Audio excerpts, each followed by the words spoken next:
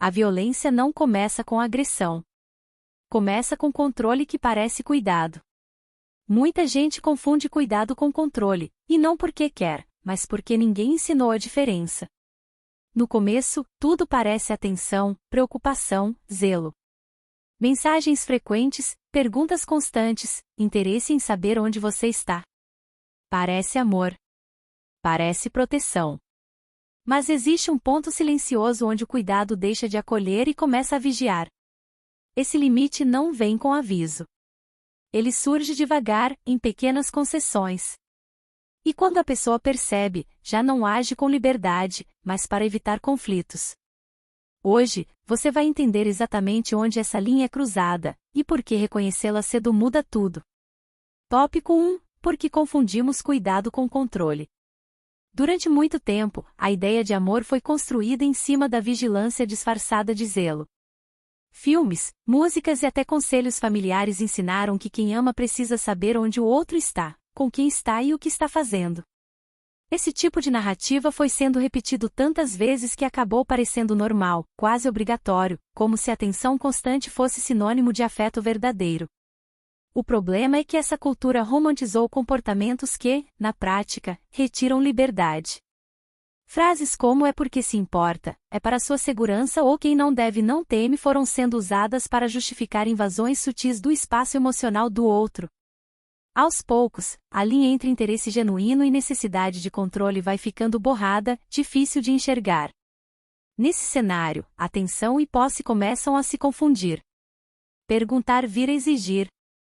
Cuidar vira fiscalizar.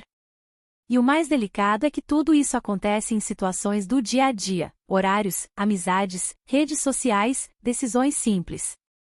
É justamente essa normalização que impede muitas pessoas de perceberem que algo saiu do lugar, e é aí que o próximo passo começa a se desenhar. Tópico 2. Quando o cuidado começa a gerar desconforto. O primeiro sinal de que algo saiu do eixo raramente é uma discussão grande. Ele costuma aparecer como uma sensação estranha, difícil de explicar, mas insistente. A pessoa começa a sentir que precisa justificar coisas simples do dia a dia, como atrasos banais, escolhas comuns ou decisões que antes eram naturais. O que era espontâneo passa a ser pensado 2 vezes. E, aos poucos, o relacionamento deixa de ser um espaço de descanso para virar um campo de atenção constante. Esse desconforto cresce quando o cuidado vem acompanhado de cobrança emocional.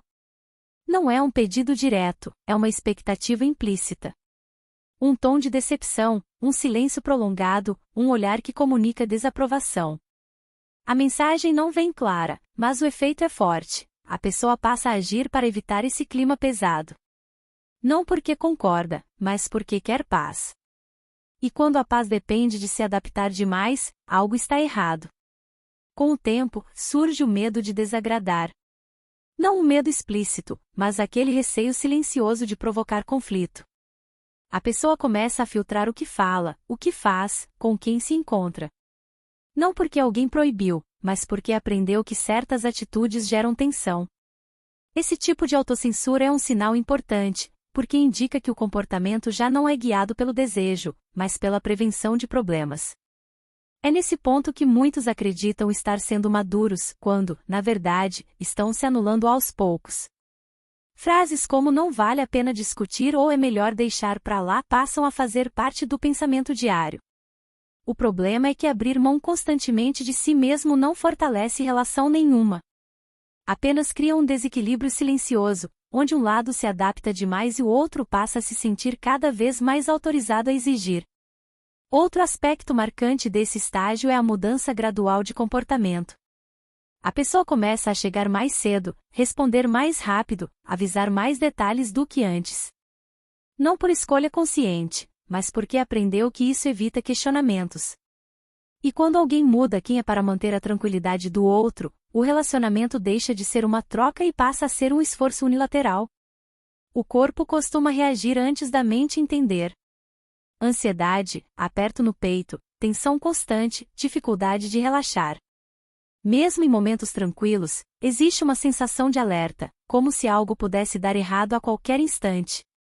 Muitas vezes, a pessoa não sabe explicar o motivo desse mal-estar, mas sente.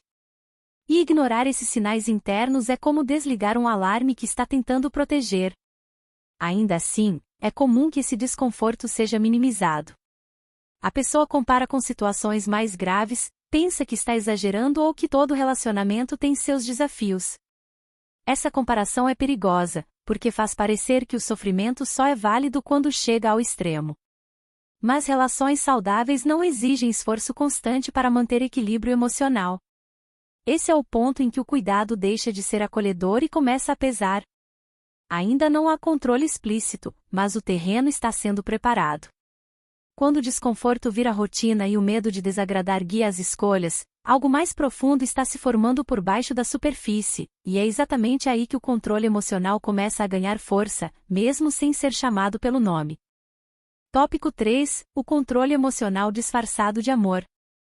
O controle emocional raramente se apresenta como algo agressivo logo de início. Ele costuma chegar bem vestido, com palavras suaves, gestos aparentemente protetores e justificativas que soam razoáveis. Não há ordens diretas, não há imposições explícitas. O que existe é uma narrativa constante de cuidado, de preocupação exagerada, de um amor que se diz intenso demais para permitir certos comportamentos. E é exatamente essa embalagem que confunde e prende. As frases são quase sempre as mesmas, ainda que ditas de formas diferentes. Eu só falo isso porque me importo com você. Ninguém vai te amar como eu. Eu fico assim porque tenho medo de te perder. Aos poucos, essas falas vão moldando a percepção da pessoa, que começa a acreditar que qualquer desconforto gerado é consequência do amor do outro, e não de um comportamento invasivo. O controle passa a ser visto como prova de afeto. Nesse estágio, a chantagem emocional entra em cena de maneira sutil. Não é um pedido direto, mas uma reação emocional que gera culpa. Silêncio prolongado, mudança brusca de humor, afastamento repentino. A mensagem é clara, mesmo sem palavras: algo que você fez desagradou, e agora você precisa consertar. Com o tempo, a pessoa aprende quais atitudes provocam essas reações e começa a evitá-las, não por convicção, mas por medo da consequência emocional. A inversão de culpa é uma das ferramentas mais fortes desse tipo de controle. Quando a pessoa questiona, o foco muda rapidamente. O problema nunca é o comportamento controlador, mas a sensibilidade de quem sente. Você interpreta tudo errado. Você é muito insegura. Isso só vira problema porque você insiste. Assim, quem sofre começa a duvidar da própria percepção e passa a se perguntar se não está exagerando, criando coisas, sendo difícil demais. Essa confusão interna enfraquece a autonomia emocional. A pessoa deixa de confiar no próprio julgamento e passa a buscar validação constante. Antes de tomar decisões simples, pense em como o outro vai reagir. Ajusta palavras, atitudes e escolhas para evitar conflitos. O relacionamento deixa de ser um espaço de troca e passa a ser um campo de negociação emocional, onde um lado dita o clima e o outro se adapta para sobreviver. Outro ponto delicado é a construção da ideia de exclusividade emocional. O controlador se coloca como a única pessoa que entende, apoia e aceita de verdade. Amigos são vistos como influências negativas. Familiares são tratados como intrometidos. Qualquer opinião externa vira ameaça. Aos poucos, a rede de apoio vai sendo enfraquecida, não por proibição direta, mas por desgaste emocional contínuo. Com menos apoio externo, a dependência cresce. A pessoa começa a acreditar que aquele relacionamento é o único lugar onde pode existir, mesmo que doa. Surge a sensação de que sair seria pior do que ficar, porque o medo do desconhecido se mistura com a culpa e com a esperança de que as coisas vão melhorar. Esse é um dos pontos mais perigosos do controle emocional, ele prende sem grades visíveis. Nesse estágio, a autonomia já foi reduzida de forma significativa, ainda que tudo continue sendo chamado de amor. O controle não precisa mais ser intenso, porque a própria pessoa já se autocontrola. E quando alguém passa a vigiar a si mesma para manter a estabilidade do outro, o relacionamento já atravessou um limite importante, um limite que, se não for reconhecido, tende a se aprofundar e se consolidar com o tempo. Tópico 4: Porque esse padrão se fortalece com o tempo. O primeiro motivo pelo qual esse padrão se fortalece é a normalização progressiva. Nada começa grande demais. O que hoje causa incômodo amanhã parece rotina. O que antes gerava estranhamento passa a ser visto como o jeito da pessoa. O cérebro humano tem uma capacidade enorme de adaptação, inclusive a situações que não são saudáveis. Quando algo se repete sem grandes consequências imediatas, o corpo aprende a conviver, mesmo que isso custe bem-estar emocional. A repetição constante cria uma falsa sensação de estabilidade. A pessoa pensa, se sempre foi assim e nada pior aconteceu, então talvez seja normal. Essa lógica é perigosa, porque confunde a ausência de explosão com a ausência de risco. O controle não precisa gritar para machucar. Ele se infiltra na rotina, molda comportamentos e redefine limites silenciosamente. E quanto mais tempo passa, mais difícil fica lembrar como era antes desse padrão existir. Outro fator importante é o silêncio. Muitas pessoas não falam sobre o que vivem porque não sabem explicar, não querem preocupar ninguém ou têm medo de julgamento. Às vezes, nem encontram palavras para descrever o que sentem. O silêncio não surge porque está tudo bem, mas porque está confuso. E quando não se fala, não se questiona. Quando não se questiona, o padrão ganha força e se consolida sem resistência. Existe também a adaptação emocional. A pessoa começa a ajustar expectativas, desejos e até sonhos para caber naquele relacionamento. O que antes parecia inaceitável passa a ser tolerado. Pequenas renúncias viram hábitos. Grandes renúncias passam a ser vistas como preço do amor. Essa adaptação não acontece de um dia para o outro, ela é construída aos poucos, em nome da manutenção da relação. Outro elemento central é a esperança. A esperança de que vai melhorar, de que é só uma fase, de que quando tal coisa passar, tudo muda. Essa expectativa mantém a pessoa presa ao presente, acreditando em um futuro que raramente se concretiza. O problema não é ter esperança, mas depositá-la em mudanças que dependem exclusivamente do outro, enquanto o próprio bem-estar vai sendo deixado para depois. Com o tempo, o desgaste emocional diminui a energia necessária para reagir. Questionar, confrontar, mudar exige força. Quando alguém está emocionalmente cansado, o caminho mais fácil parece ser se adaptar, ceder, evitar conflito. Não porque concorda, mas porque está exausto. Esse cansaço vira combustível para a manutenção do controle, porque reduz a capacidade de resistência. Aos poucos, o padrão deixa de ser percebido como algo externo e passa a ser internalizado. A pessoa começa a se autocontrolar antes mesmo que o outro fale. Evita situações, antecipa reações, se regula para não provocar tensão. Quando isso acontece, o controle já não precisa ser exercido com tanta intensidade, porque ele foi incorporado internamente. É um dos estágios mais silenciosos e mais profundos desse processo. E quanto mais esse ciclo se repete, mais difícil parece sair. Não porque não exista saída, mas porque o tempo investido, o vínculo emocional e o medo do desconhecido se misturam. A pessoa passa a pensar que mudar seria mais doloroso do que permanecer. É exatamente nesse ponto que o padrão se fortalece de forma crítica, preparando o terreno para riscos maiores, riscos que muitas vezes só ficam claros quando o controle já se tornou algo muito mais grave. Tópico 5. O risco de ignorar esses sinais. Ignorar esses sinais não faz com que eles desapareçam. Pelo contrário, eles tendem a se intensificar. O que começa como controle emocional sutil pode evoluir para comportamentos cada vez mais invasivos, porque limites não colocados são limites entendidos como inexistentes. Quando uma pessoa aprende que pode ultrapassar certas barreiras sem consequências, a tendência natural é avançar mais um pouco. E esse avanço raramente acontece de forma abrupta, ele segue o mesmo ritmo lento e progressivo que marcou o início da relação. A escalada comportamental é um dos maiores riscos desse processo. O controle deixa de ser apenas emocional e passa a afetar decisões práticas da vida cotidiana. Horários, deslocamentos, amizades, trabalho e até escolhas pessoais passam a ser monitorados direta ou indiretamente. A pessoa controlada começa a viver em função de evitar conflitos, e não mais em função de seus próprios desejos ou necessidades. Essa perda gradual de autonomia cria um terreno fértil para abusos mais explícitos. Outro risco importante é a normalização do sofrimento. Quando o desconforto se torna rotina, a mente encontra formas de justificar a dor. Frases como todo relacionamento tem problemas ou ninguém é perfeito passam a ser usadas para minimizar situações que, na verdade, são profundamente desgastantes. Essa racionalização não protege, ela anestesia.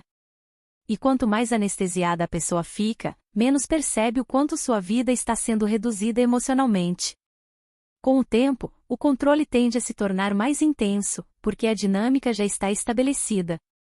O outro se sente autorizado a exigir mais explicações, mais disponibilidade, mais renúncias. E cada nova exigência parece apenas uma extensão do que já vinha acontecendo.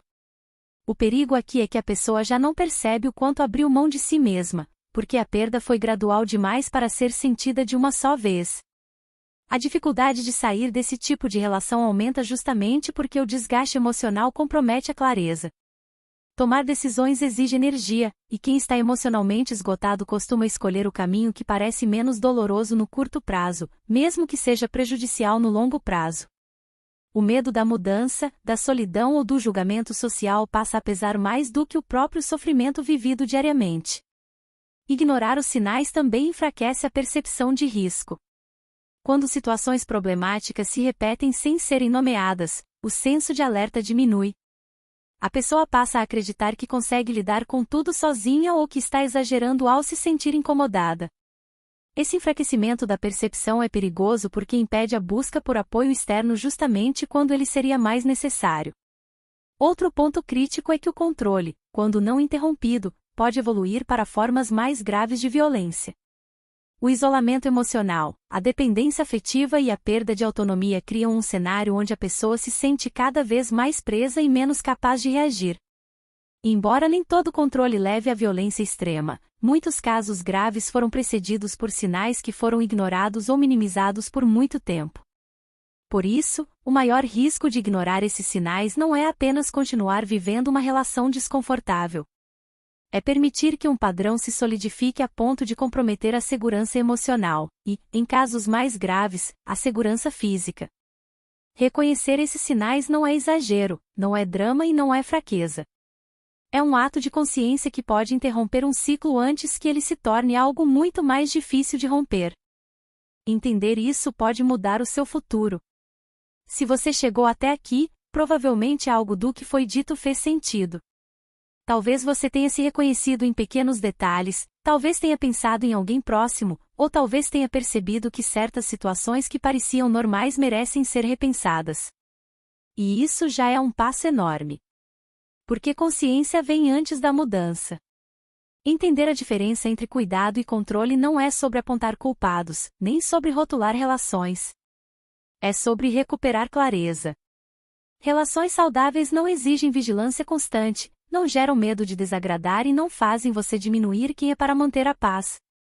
Amor não prende, não sufoca e não cobra silêncio em troca de tranquilidade. Se em algum momento você percebeu que vem se adaptando demais, se explicando demais ou se anulando demais, isso não significa fraqueza. Significa que você é humano. Mas também significa que merece relações onde possa existir com liberdade, segurança emocional e respeito. Pequenos sinais ignorados hoje podem se transformar em grandes dores amanhã, e informação é uma das formas mais eficazes de interromper esse caminho. Agora eu te faço uma pergunta sincera. Dedo indicador apontando para a direita, você está vivendo um cuidado que acolhe ou um controle que pesa? Dedo indicador apontando para a direita, você se sente mais livre ou mais vigiado dentro das suas relações? Se esse conteúdo te ajudou a enxergar algo novo, não guarde só para você. Compartilhe com alguém que pode precisar ouvir isso agora. Às vezes, uma informação chega exatamente no momento certo para evitar algo muito maior. Inscreva-se no canal e ative as notificações. Aqui, o objetivo é falar sobre consciência, prevenção e relações seguras, antes que a dor apareça. Porque quando a gente entende o que está vivendo, recupera o direito mais importante de todos, o direito de escolher.